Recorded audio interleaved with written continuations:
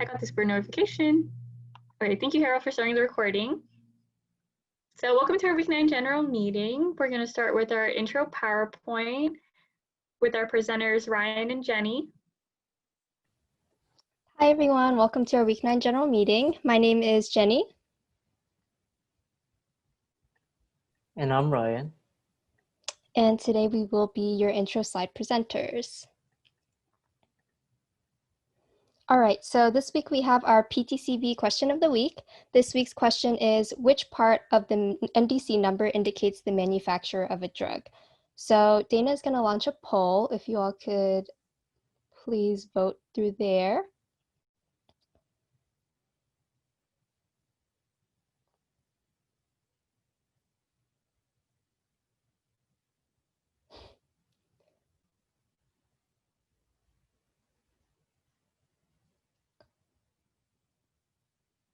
Sorry, give me a second. My laptop's, the screen is like half frozen, so I'm trying to launch it, but it's not letting me launch right now. Sorry, give me a second, guys.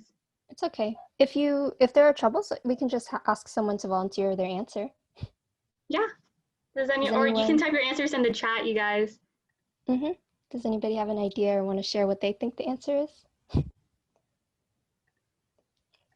I can just read the answers. Oh, okay, Dana has it. While we're waiting, I can just explain the NDC number a little. So for those of you that don't know, the NDC number is a set of numbers on the label of drugs. So for example, like, I don't know, any drug like lisinopril or simvastatin or something like that. If you look at the bottle, you're going to see a set of numbers, and that's going to be the NDC number, and each section represents a different thing. So does anyone happen to know which set indicates the manufacturer?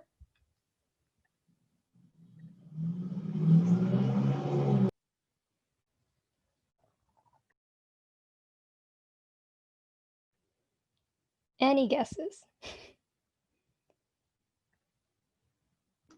You guys can type your guesses in the chat too. Is it A? Yes, great job, everyone. It is A.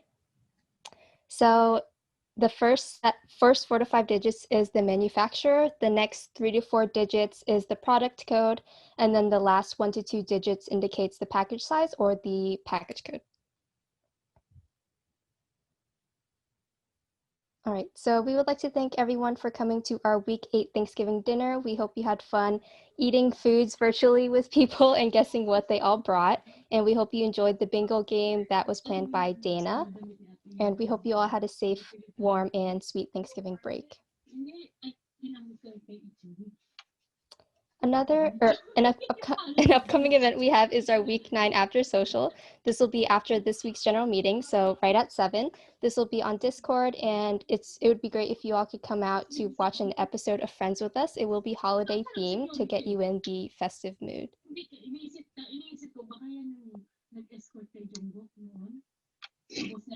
Another upcoming event we have is our Week 10 general meeting. This will be exactly in a week on December 9th from 6 to 7. This will be our last general meeting of the quarter.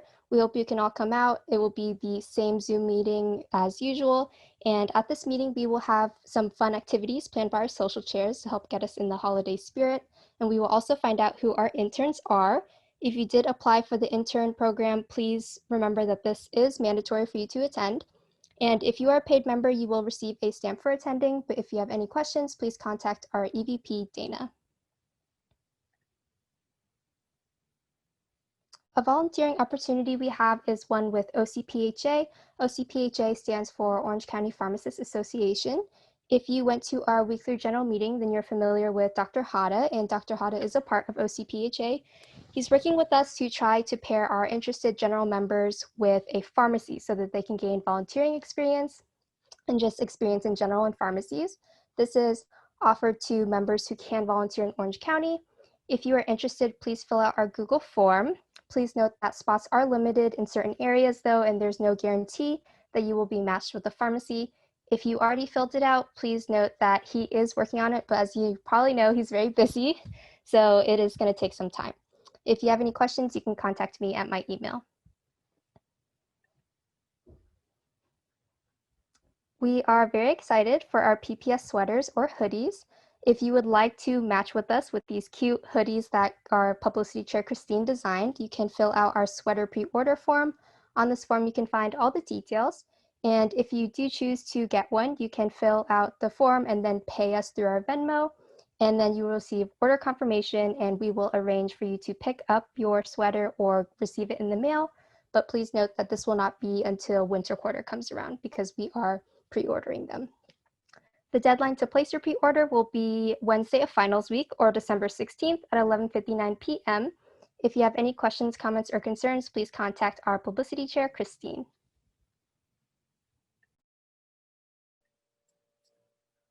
So now to our podcast. So the third episode is up. We have Dr. Jeremy Viado, who graduated at UCI in 2016, to share his story with us. I definitely recommend you hear it because it's actually very interesting how he got into pharmacy.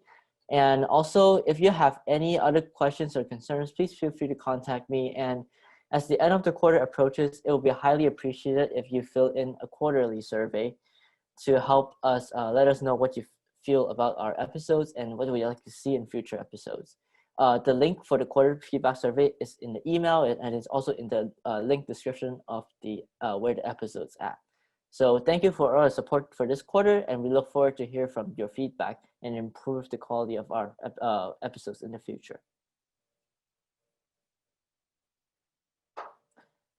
Hey there, do you know PPS are selling these cute stickers for only $2? Yes, for free shipping too, right? Although I'm drowning in boba, I will definitely get them now. So feel free to please fill out the purchase form if you're interested in buying these stickers, and contact me if you have any questions.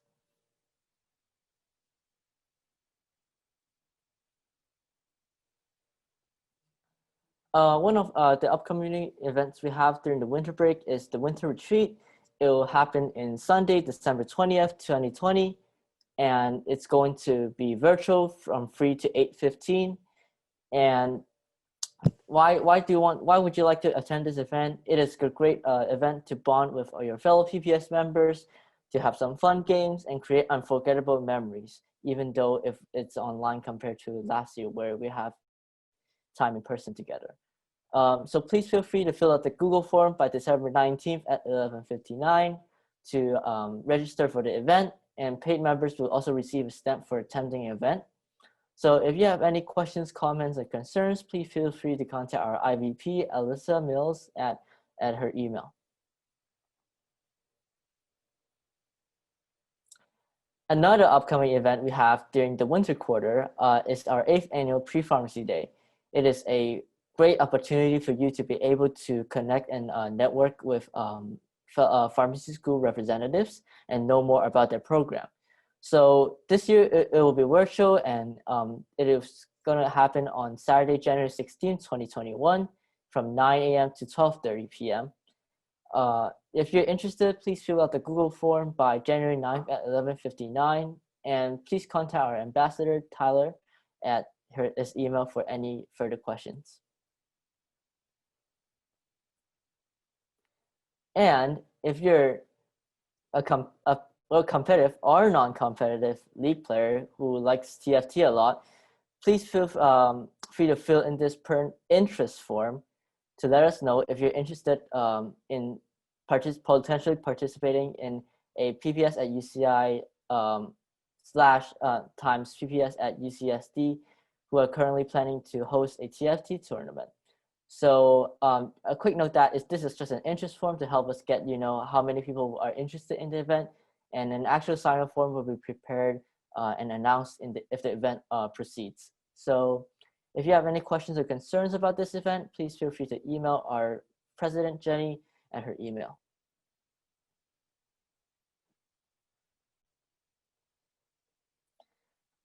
As always, stay connected with us with these following platforms: Facebook, our website, Instagram, our Discord for after socials and stuff, and our Zoom study room.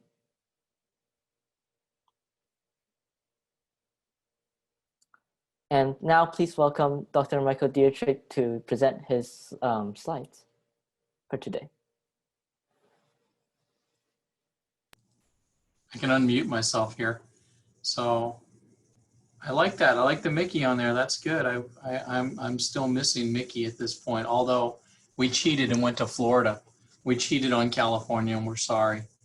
And we're going back to Florida in May and we're going back to Florida in October this year because you gotta go to Disney. I mean, you guys can at least walk by. You can go to downtown Disney and look in. You can actually go down Buena Vista Street in California Adventure right now and shop. That's kind of what they want people to do. So would you like me to take over the screen? There we go. Now I can do it.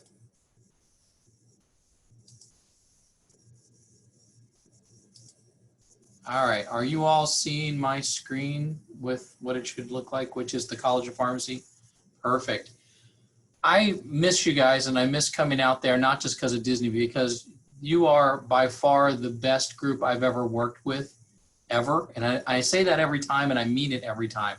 The fact that you put 11:59 p.m. and everything really warms my pharmacist's heart, that you're very specific and very on point. It's phenomenal to come out every time I can come out, and I try to come out at least twice a year.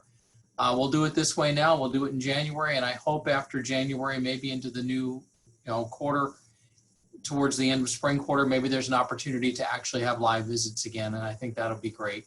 I'm happy to come back. I've been coming there for all but the very first PPS because it was all California schools at that point. And I came to the second one, and I've been to every one, so I enjoy it. What I want to show you here, and I'll introduce myself, I guess, in a second, but is our new logo. We are a combination, and we were the College of Pharmacy Glendale for the last 22 years. We are now the Midwestern University College of Pharmacy with the Glendale campus and the Downers Grove campus. So our dean, who was making faces at the door at me a few minutes ago, who's still here tonight, he's doing this with some alumni, so that was wonderful, but he's the dean of both schools, and that's a nice step forward. It is something that we're being accredited on next in April. We have been accredited as both campuses for the length of our time we could be accredited, and it's time for them to come back out, and they're coming back out to accredit us for both campuses. So there may be some opportunities in the future for students who want to go and spend time in Chicago or spend time in Arizona and kind of do a little bit of a split curriculum that way, because they're moving to a 3-year curriculum. They're going to look very similar to ours, but we are going to be distinct campuses. There is no satellite campus. We're not going to be, oh, do some of your time there and do everything electronically. No, we have a real campus. If you come out here and see or know people that have been here, we're going to continue that. In fact, I think our campus is nicer. So let's see if I can get this thing to advance. That's the best part. There we go. So I am the Associate Dean of Professional Affairs. My title at one point was Associate Dean of Professional Programs, and nobody knew what that meant. Well, I handle a little bit of everything at the college, including the admissions process, our alumni, our residency programs. Right now, I'm the COVID contact for anyone who has a problem passing their daily screening, and we work with them to make sure that they don't miss any time. They don't miss any school. It's all virtual. We're able to get them and keep them moving forward and making sure they're getting the health care they need if they do have symptoms. So I work with that every day as well. Because of time and keeping moving, the College of Pharmacy, the Arizona campus or the Glendale campus, I think our goals are very consistent with the Downers Grove campus, but most of these are things that we've been very, very proud of over the last 20 years. We've been here for 21 years as a university, and as a university for about 23 years and 22 years as a College of Pharmacy. I've been there since basically the beginning. And I love what I do. I love working with students. And our goal isn't necessarily to get the chemistry superstar or the biology superstar in to become the next pharmacy superstar. We want good, great people to then become competent professionals who care for patients and care about the profession and care about themselves and their colleagues, care about how others are doing in the class, working with them in groups and teams, working with other professions. And I think that's an important distinction, because some schools are looking for 4.0s, and that's what they want because they seem to make better students. Well, they make better processors of information. They don't make better pharmacists. Better pharmacists are made by the human being, and that human being has to have good qualities, including abilities to do the hard work, but they don't necessarily have to have that from the very beginning. Compassion is one of the big areas for me. I look at compassion and I say passion and compassion for pharmacy. You've got to have a compassion, not just as necessarily for the medications and the chemistry and the biology, but the passion and compassion for human beings. How can you make a difference in the lives of everybody else? Because when you do that, you make a difference in your own life, and it becomes I don't like to use the word calling. It's too maybe taken away by other disciplines. It's really an ability to do what you love and feel like you do it every day, so you don't feel like you work. Yeah, you're going to work hard in school, and yes, you're going to work hard as a pharmacist, and yes, there are going to be days that you don't have that, but your compassion and your passion will keep you going each and every day. We also want team players, because pharmacy is evolving. Pharmacy's evolved from, I'm going to open a store and you're going to come into my store and I'm going to do exactly what the physician told me to do and give you your medication. We're now team players. We are the only medication expert on the entire healthcare team, and we're being recognized for that. We're being recognized for that very clearly across all levels of government and all levels of the healthcare system, particularly during this pandemic. We train you, and we want you to be, and we work with you to become a better team player. We also believe that you have to come to us with good communication skills. You don't have to be perfect. You don't have to get in front of a room of 150 people and give a presentation. You can feel comfortable talking to other people and talking to yourself, talking about yourself to other people, talking to yourself. Sorry. My wife just texted me. I should probably turn the phone off, and it's like, I have to do something before I come home. Probably have to stop at the grocery store. So, but you have to have that communication skill, because I tell everybody who starts pharmacy school, there's only one reason you're going to pharmacy school. And they say, no, I've got 15 reasons why I want to go to pharmacy school and be a pharmacist. The real reason you're going to pharmacy school is to be a teacher. You're going to be a teacher of your patients. You're going to be a teacher of your technicians and those colleagues around you. And you're and sometimes more importantly, going to be a teacher of other members of the healthcare team, because they don't have the knowledge you have. Getting back to the team player and being the person on the team that is the only medication expert. We also want you to be a leader for patient care, not necessarily a leader that wins an office. And if you do, and you won an office, if you're president, like Jenny this year, you have some of those leadership skills, but we're going to hone those into advocacy for your profession, advocacy for your patient, and working in that team situation so that you can be a leader in those environments. And then we want you to be a lifelong learner. Wow, that's not a hard one, because we can't teach you in 3 years of pharmacy school, because we're a 3-year accelerated program, everything you need to know in pharmacy. Nor can we teach you what's going to be available in 2 to 5 or 10 years from now. So we teach you the skills on how to learn and process information quickly to allow you to incorporate that over your career. We're a health professions campus, and I know if you've done any homework about Midwestern, our campus is made up of about 13 disciplines in healthcare. In fact, we just got approved for 4 different areas in nursing. I wish I knew some more detail on that, I don't. But some other nursing degrees are coming to our program. But we have just about every discipline, including veterinary medicine.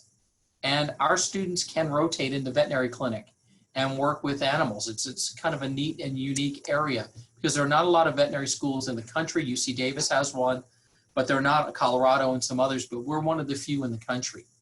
We are a 3-year accelerated program. We start in June every year.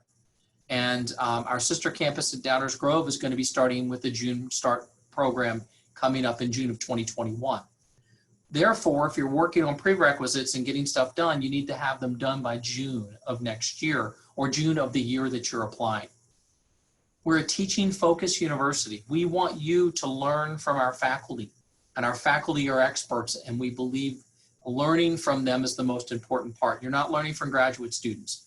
You may have a resident teaching you occasionally, but they're backed up by a faculty member in that class to help out.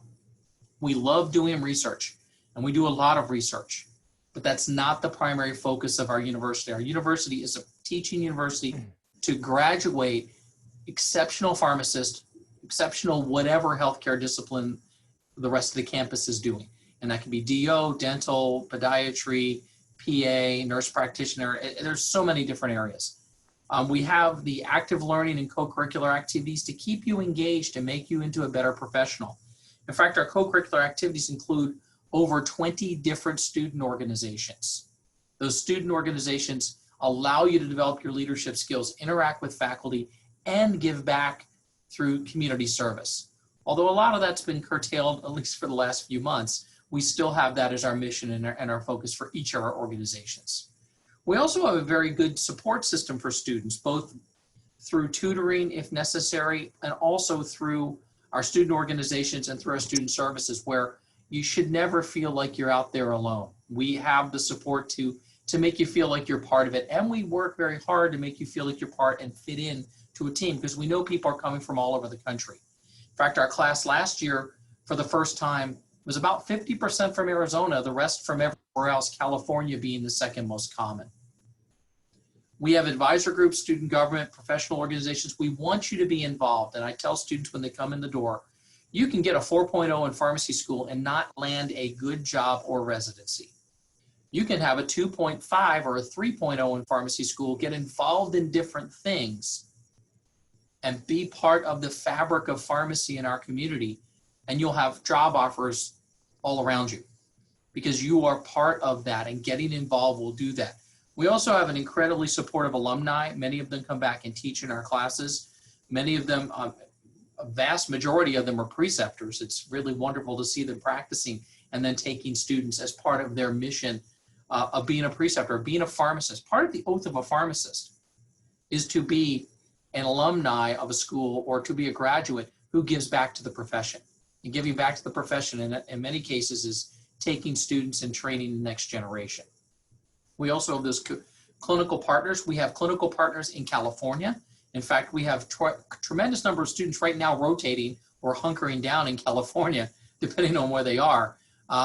We have those opportunities. You can do your introductory rotations at the end of the first year and your advanced rotations, many of them and most of them in California if you choose. We have those relationships. But we like to keep you close to home if you choose to do that too. We don't force you to go somewhere you don't want to go. We work with you. We give you the opportunity to choose your rotations and work with our staff and our experiential education staff. In fact, that's one of the other hats I wear. And we have career support. We want you to be successful. Our curriculum is dynamic. It is fast-paced. It's progressive. It has high standards. We're being accredited on how good our graduates are. Well, they're exceptional. And I'll talk about that in a bit with some of our stats and our data. One Health is the tenet of the entire university. One Health is the evolution and the inclusion of humans, animals, and the environment, and that connection, the connection of the three and how they operate. So there are opportunities to do research in One Health. There are opportunities to rotate, as I said, in areas of One Health, like in the animal clinics. We also believe in interprofessional education. That's an important cornerstone to that teamwork approach. Learning with, about, and from other students within Midwestern. We have the disciplines here to do that. It teaches you about them, but most importantly, it teaches them what you, as a highly trained, skilled pharmacist, will be able to offer them when they're in their practice as well. We love that opportunity. In fact, I was on a Zoom call yesterday with the coordinator of that interprofessional education course because we have interactive workshops coming up this quarter. And then the pharmacotherapy content, what you learn, the drugs you learn, is actually integrated. It's integrated, and I say that we do the medicinal chemistry, pharmacology, the pathophysiology, and then the therapeutics, or how to use the drugs, all in the same course. So it makes the science that you learn, the medicinal chemistry and pharmacology, both relevant and relative to the therapeutics. Relevant meaning, obviously, this drug is how it works in the human body, and I'm going to use it in this patient population. And relative, you're learning it at the same time. And that ability to learn it at the same time makes it last in your brain, and it teaches you a strategy, as I said, to become a lifelong learner. We have a practice experience. I went over this a little bit with the experiential curriculum. We have environments all over. We do have required rotations, and I don't mean rotation spots, but rotation types. Every school does. It's part of our accreditation process. But we make sure you're getting high quality rotations. We have site visitors who go out to make sure the sites are doing a good job. They want to know how you're doing, and they care about you. and we work with you to make sure your schedule is the best schedule we can possibly give you for the career path you're trying to embark upon. Our experiential education staff, their doors are open, they're welcoming. It's actually the nicest decorated office in the area. You feel like you're walking into someone's living room. It's really nice. And they want you to feel comfortable because they want you to choose wisely and choose the correct path, and they're going to help you do that. So I like this one because it's a little cliche, but it's true. We love our students. I love interacting with our students. I think I took some of these. There's me with my hat on. Typically I have a bow tie and a hat when I come to present. So not wearing a tie over the last 9 months has been very strange, but also very comfortable. That's Pharmacy Day at the Capitol. We had a phenomenal time. Our students, as I mentioned, Phi Lambda Sigma to some of the officers when we're coming on, Leadership Society, we care. And I mean that from the dean down. And I almost dragged him in before he left, but he was wearing his mask and I'm heading out the door just to say hi because he's that kind of guy, and that's who we are. I think that's how our faculty are.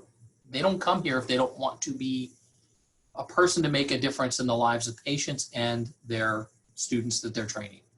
We also have a precision medicine program now that's just starting. I don't have a lot of detail about this, but this is something that students within the pharmacy program can get a certificate opportunity.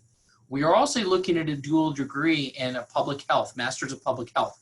That is still in its finalization stages, so it may be available starting in June, but I don't have enough detail on that one to really go into it. It'll be the first dual degree that we've had, and this is really the first time we've seen a certificate program coming up that allows flexibility and working within the curriculum. So the numbers. Our numbers last year improved. We improved our numbers because we work hard to make sure our students are ready. There are only a couple of factors that can tell you how a program is doing. One is, are they accredited? That's pretty obvious. And then how are they doing on their board pass rates? Because you want to be able to pass the board on the first attempt. And we were very fortunate. We had a down year in 2019. I think everyone did. You can see the numbers were pretty low. We were a little bit below the national average. We're not used to that. We didn't like that at all. We do like being above it, and we will continue to strive to be above it. We are consistently above it for the law exam. You have to pass both. And we're proud of our graduates. We work hard. We give them tools and skills beyond the classroom during their rotations to help them prepare for these exams because they are important. If you don't pass the exams on the first try, there are employers that'll say, I'm sorry you don't have a job. There are residency programs that say you get one more try or you can't stay here. We want you to be successful, and the vast majority of our graduates, obviously over 90%, on the very first attempt. That's not the second time or the third time. That's the very first attempt. We also see our students pursuing residency, and not every one of our students pursues a residency. I know that we want them to, but there are not enough residencies in the country. There are about 4,000 PGY1 residency programs and 15,000 graduates. There's just not enough.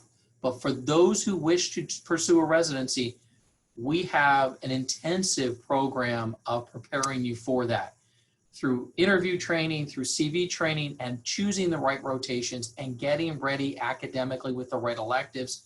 We work hard to put you on the right path. I wish our numbers were that 70% of our class did a residency, but when you have 130 to 150 students in a class, it's just not feasible. And it would be self-serving to say that. We want people to find the area of pharmacy practice that makes them happy, that makes them fulfilled in a career. That could be simply going into community pharmacy as a staff pharmacist, and they fall in love with that, and that's what they want to do. They may or may not want or need a residency to do that. So we encourage those areas as well because there are a lot of different aspects of pharmacy to practice, so we want those students to go in those directions. We have a tremendous number of research opportunities across all divisions. We have students doing research outside of the College of Pharmacy within Midwestern and with our Center of Excellence in Nanomedicine. Dozens of students each year do research. In fact, we had a student a couple of years ago get a patent with one of our faculty members because of the work they did on a new drug discovery. And that drug is very close and to being marketed. So they're doing great things. So what's a strong candidate? Somebody who is passionate about and a passion for patient care and a passion and a comfort level with themselves to say, I'm ready for this. This is what I want to do. You got to be able to balance multiple priorities, have some initiative. If you sit back in an interview or you sit back in any career, move and say, I think I'd be great at this. This would be fun. You're not going to win.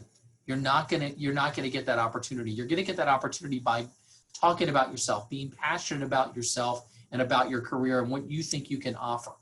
You also don't want to come in and say, I'm the best thing that's ever happened and you need me on that wall, kind of going back to the movie, years ago. You have to have strong ethical and professional values. That's without saying. It's a healthcare profession. And a strong but not perfect academic background.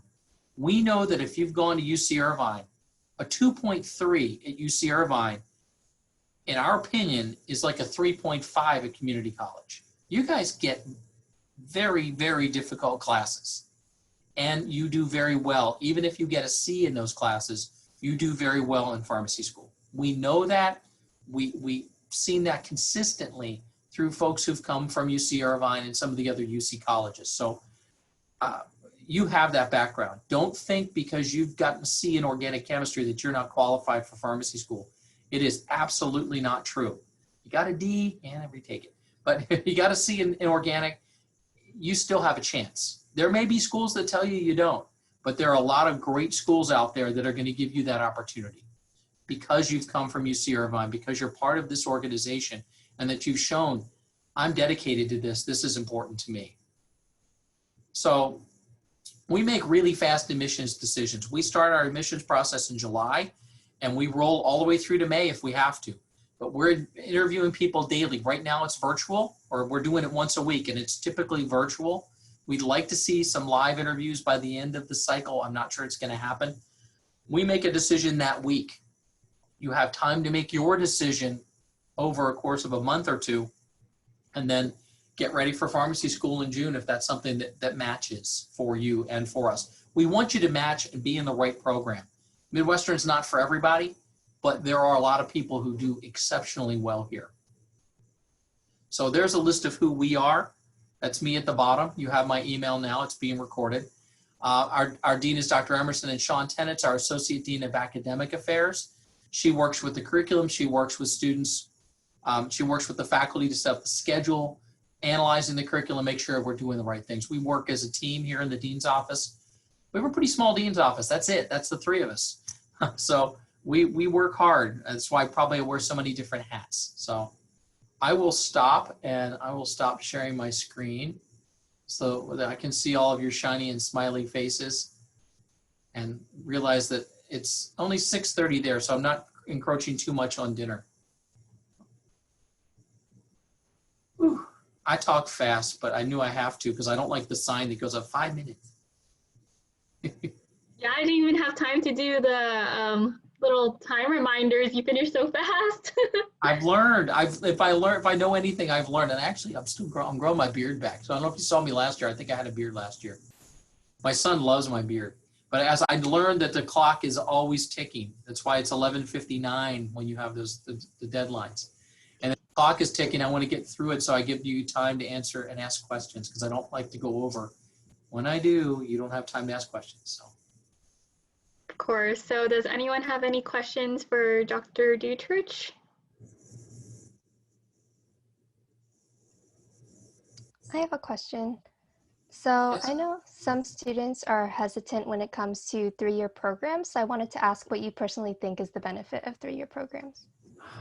I see you've gone through, and the vast majority of people from Irvine have graduated from there, a 4 or possibly a little bit longer year program that was very intense. I see the benefit of a 3-year, meaning that you'll be able to enter the profession a year earlier. And if you do it straight through, you're already in that pace. You're already in that, I'm ready for the next hard semester or the next hard quarter, that some students don't have that. And I think the benefit of a 3-year, certainly the financial benefits, you're done a year earlier and you start your career a year earlier and you're not paying tuition anymore. That's the easy one. The other is that you're used to the pace. You've already gotten it. Don't take a break. get through it and get into your career, because the quicker you get into your career, the quicker you start to do the things that you love to do. And I think it makes better sense, but it's not for everybody. If taking summer breaks, taking a lot of time off and possibly slowing it down a little bit is better suited for you, then a 4-year program is probably better. I know when I went to school, there was only one 3-year program in the country, and that was UOP. They were the first. We were one of the, I think we were second or third in the country to come out with a 3-year program. And I went to a 4-year program, but I had taken 4 years of a degree, 2 years of catching my grades back up so I could get into pharmacy school. So I was at an age or at a time when I thought, man, a 3-year program would have been awesome. I would have been able to start my career a year earlier.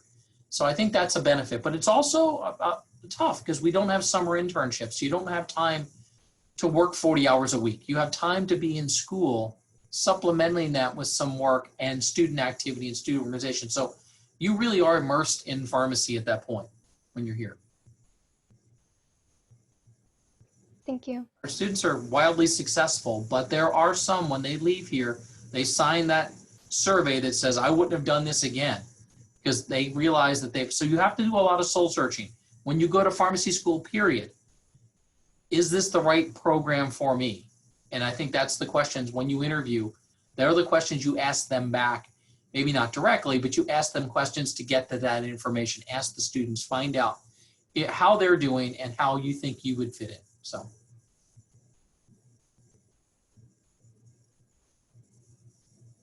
Everyone's shy. Hello, Dr. Dietrich. Hey, Ryan. I was just wondering how you guys are doing interview this year differently. Our interviews are different. We are doing, and we started in, I think we had our last group in February, late February, live on campus. But all of the last cycle, the end of the last cycle, and all of this cycle so far, we're doing virtual interviews through WebEx. We have 2 faculty members and 1 or 2 students on the call. You have a half hour with that team.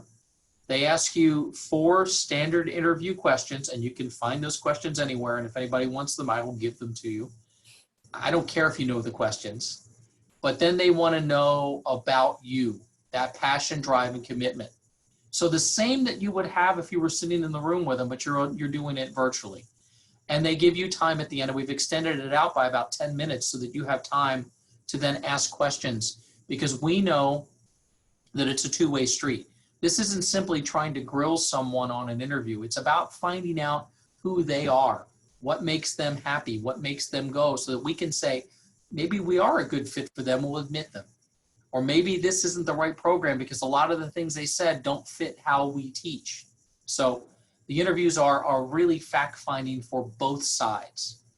And they're not intense. We're not going to yell at you. We're not going to ask you clinical questions. These are not mini mental exams where you have to think through a scenario. I absolutely despise those interviews. I don't like a lot of schools do them. I'm a people person, and I joke around. I hate people, but I love people at the same time. I hate people who choose to be stupid, like the ones who don't wear their mask in the grocery store. Those people I don't like. The people I like are the ones who I generally connect with people, and I like the opportunity in an interview for that connection to be made. If I'm asking you clinical questions or the scenario questions and I'm pointing my finger at you, that's not going to find out. That's just going to make you intimidated. That's dumb. I mean, I think that's a dumb approach. This is a people profession. And there are times where you can hide from people in pharmacy, but in general, it's a fairly people profession. And we want to get to that core of that as much as we can during an interview. Then we send you some commando videos we did and some things we did behind the scenes so that you get a better idea of the college and who we are. And then you have student ambassadors who were on your call, then act as your ambassadors to answer those questions as well. That was a long-winded answer I almost took as long as it takes to interview.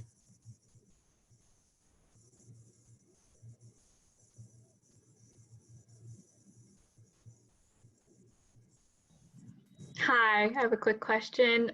So after your students graduate, where do they tend to go to post graduation? Arizona still has an active job market in pharmacy.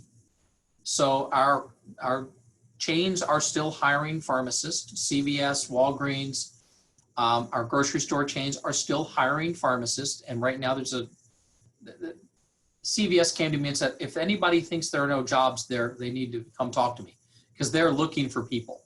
That doesn't mean how long that'll last or what's happening, but we see a tremendous number going to community pharmacy because that's where the jobs are. We see another large subset go into hospital pharmacy and residency. We see a small group go on to other postgraduate careers. Some go and do MBAs, some go and do other careers, and we've seen some go to medicine, some other professions. But in general, we see them go into hospital, retail, kind of your traditional roles in pharmacy. We also see now a renewed interest in industry fellowships because we had one student a few years ago do that, and he comes back every year to talk about it. So we've been seeing that really take off a bit too. It's all over the map, and but our students are being employed. They are getting jobs, but it's a lot harder now than it was 10 years ago. 10 years ago, you could get 5 offers just by showing up at a job fair. They wouldn't have to talk to you. They just hand you an application. It was just weird. It was probably bad for the profession because we saw a lot of people go into pharmacy simply to get a job instead of getting a career and being a healthcare professional. We're seeing more of that now. So you have to work a little harder at it, but those opportunities are there. Would you say that most of your California students stay in Arizona, or do they come back to California? It's a little bit of both. I think they want to come back, but the job market in California, particularly Orange County, is pretty tight. They will work for one of the big chains that also has a presence in Southern California, and then when the opportunity sometimes comes up, they'll move. But they also know that the cost of living in Arizona is not inexpensive, but it's far less expensive here.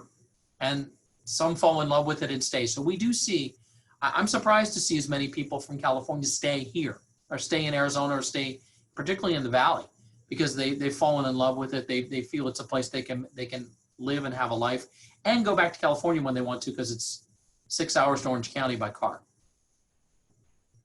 I have to stop to charge twice, so that's more like 8 hours, but that's 7 hours. They have faster chargers now, so I'm better off.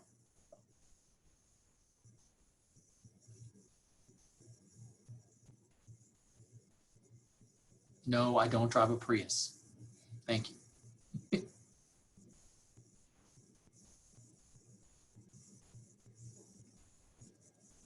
You guys can also type questions in the chat if you feel more comfortable that way. It's okay to be shy.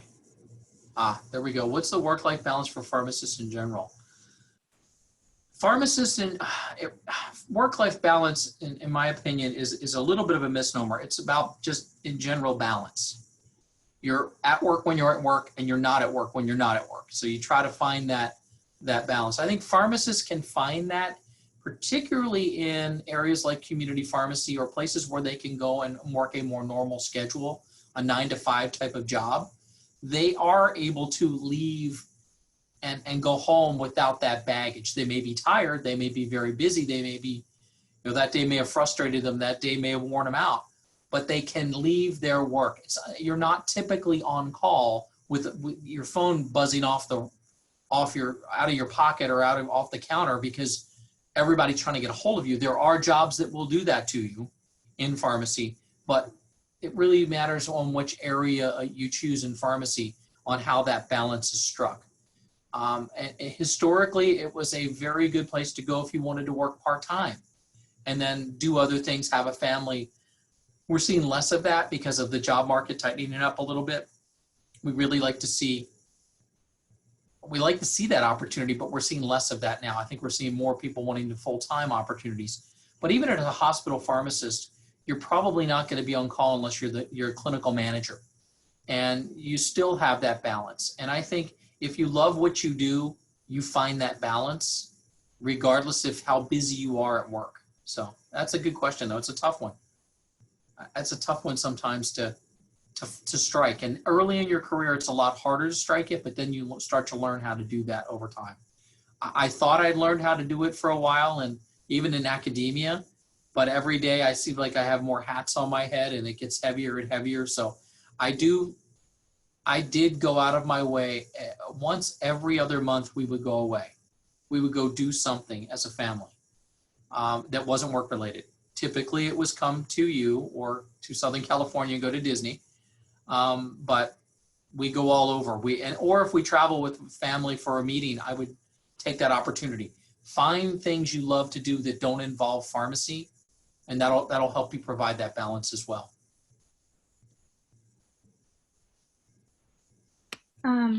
Hello, I just want to say thank you for your presentation. I had a question regarding now, with the curriculum all being online and a lot of new things being implemented, do you believe that, because by the time back to traditional learning, if there are any advancements or anything that you guys would most likely take on, like technologically, or are you guys? Absolutely. No, if we go backwards, I will go and I will slap everyone who argues for that, because it will be a step backwards.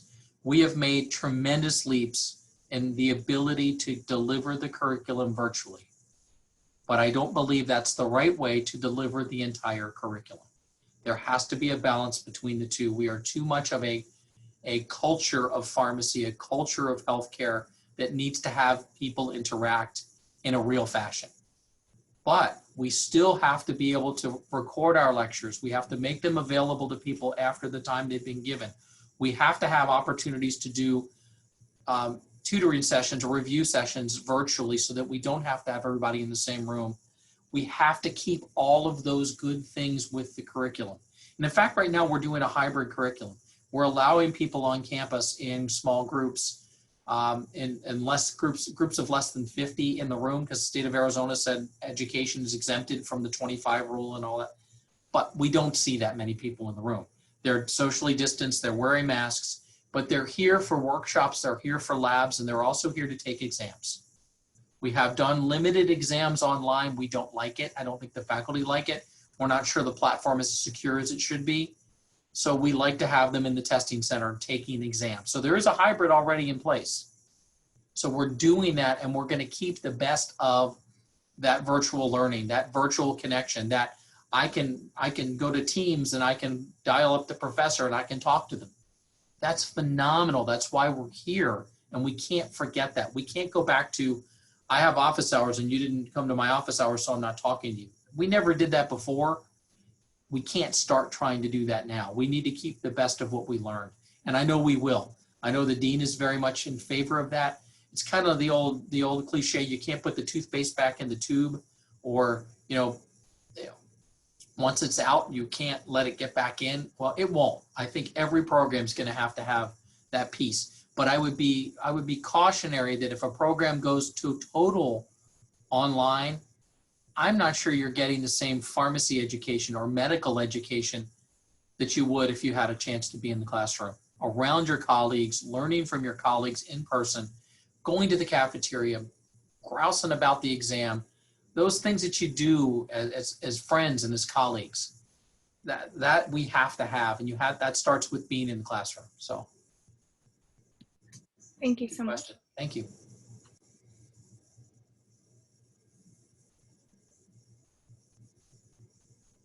I actually recognize several faces from me coming there for so many years. It's kind of fun. I can tell a bad story about Jenny now. I won't. I'll save this story. When she was introduced to the group as a freshman, that was awesome. I remember stuff. So I'm surprised you remember. I was wondering if you'd bring it up. I'm not kidding. I'll stop there. I'll let her. So, well, you're not. You were a lot shyer then, so that's good that you're not. So. That was awesome. But again, I love coming out. I love talking. I obviously love talking, because you can tell that. I can't wait to the times when we can do this again. We can do it live, but I'm happy to come back for PPS in January and do the virtual thing there as well.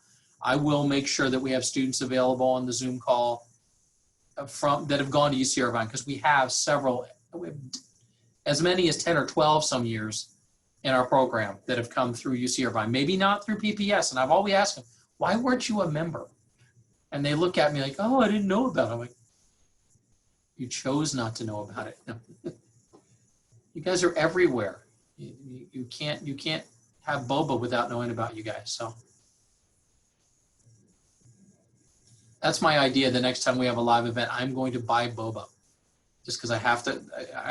I wanted to do a card, a punch card that was, here's like 5 free bobas, and you gave them out as gifts, but I didn't know how to do that. So, because you have different vendors all the time, so it's hard to guarantee a vendor. They actually started that here. Some UC Irvine people now have, not recently, but before February, they were having a fundraiser events here. So. All right, anyone else?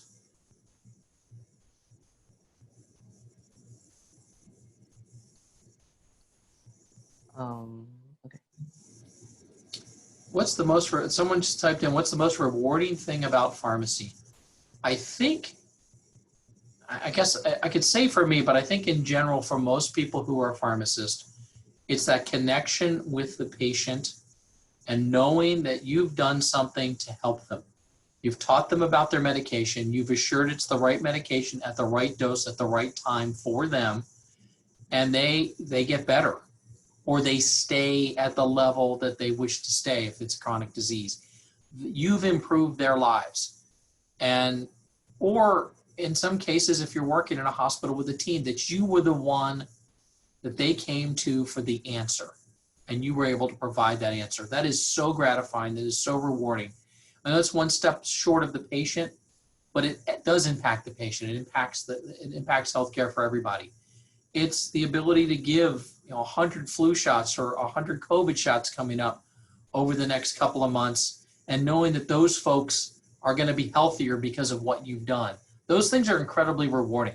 For me, as an academic and teaching, it's allowing people and giving people an opportunity to embark on something that's rewarding for them.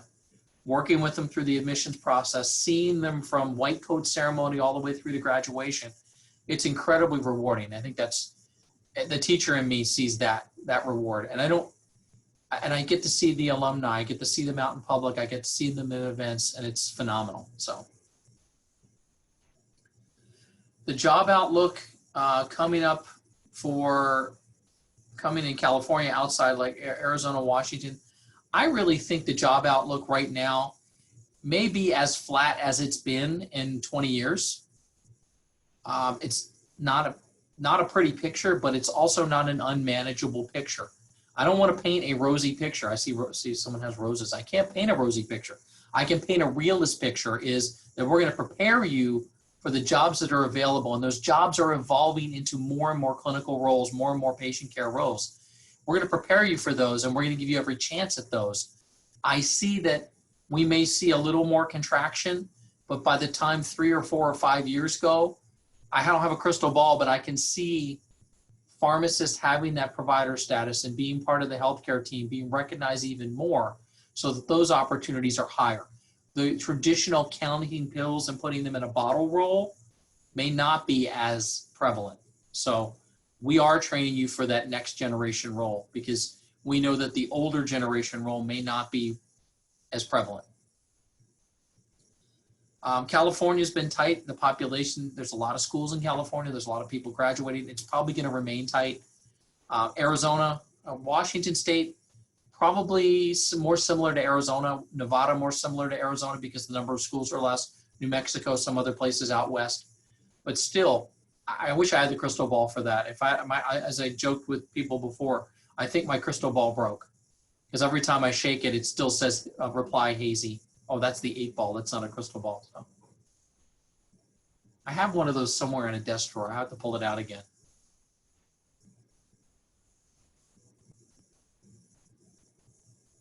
Sorry, I'm reading the comments. I think I hit all the questions so far. So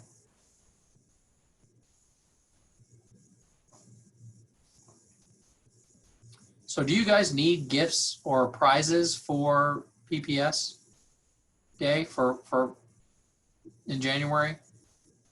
Because we've provided stuff in the past, and I know there's no photo opportunity unless you put the 2 screens up, but I think there's that opportunity. I don't know if you're taking donations to be sent in or anything like that. Is that going to come along in the communication about the event? Yeah, so I believe on the registration form, there's an option to provide a donation for our equal opportunity drawing. So we'll kind of communicate that to you regarding who wins that. Then we can send their address to you, and then each school specifically can send it over. Awesome. Yeah. Sounds good. Probably do gift cards. They're easier. Yeah. The swag stuff is old. We can't. No one's creative enough anymore. We don't get really cool stuff. Like you've had enough water bottles. Everybody has their own real water bottle. So getting a cheap plastic one doesn't really do anything. A cheap plastic pen doesn't do anything. I'd rather just give an Amazon or a Starbucks gift card. People use those. So.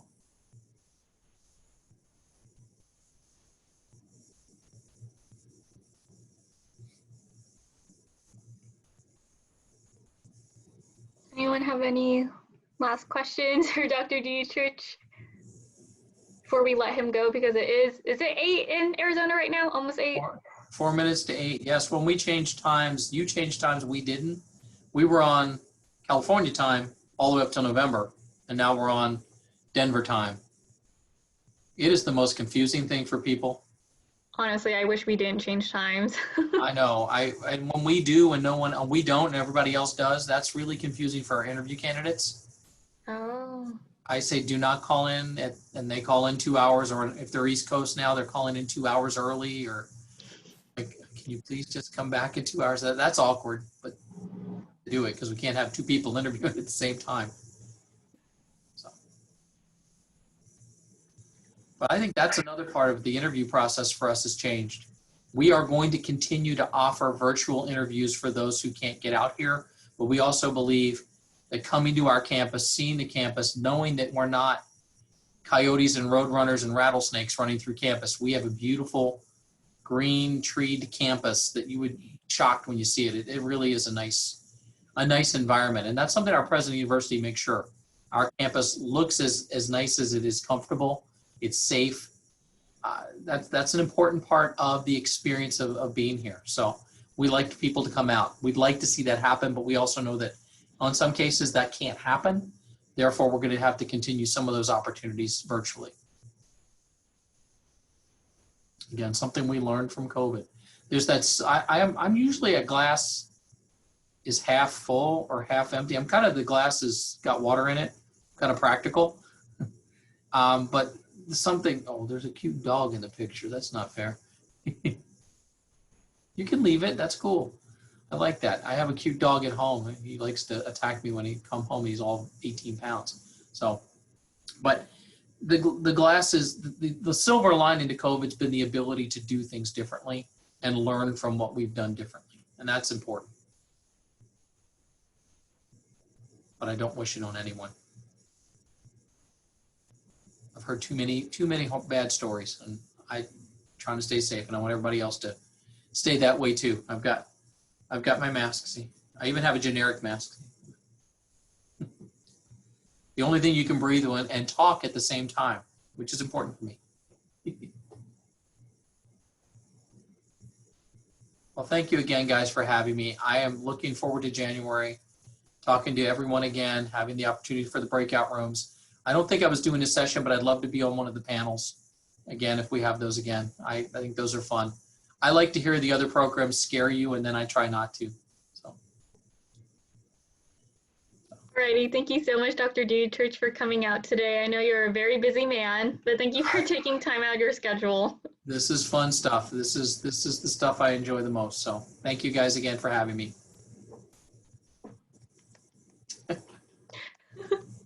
I like all the silent claps. It's all the muted claps. I mean, we can all unmute ourselves and clap if you would but like. I won't. I'll snap for you. I'll do snaps for you guys, not for me. Cool.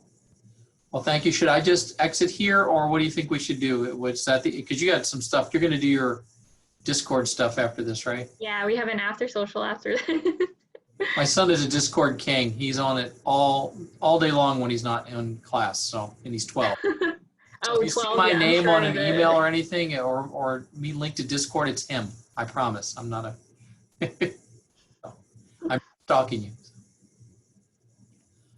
All right, guys. Have a good evening. Great to see you all virtually, and I get to see you virtually in January, and hopefully into 2021 we'll see each other live. So, if you have any questions, please just email or call. Thank you. Thank you very Thank much. you. Thank you. Thank you. Okay, everyone. Thank you also, you guys, for coming today. We're going to go ahead and move on to our after social, which will be on Discord. If Clayton can prepare the link real quick. Okay, thank you. So if you're interested in watching Friends with us and just chilling, please head on over to Discord. And if you're not, we'll see you next week, hopefully.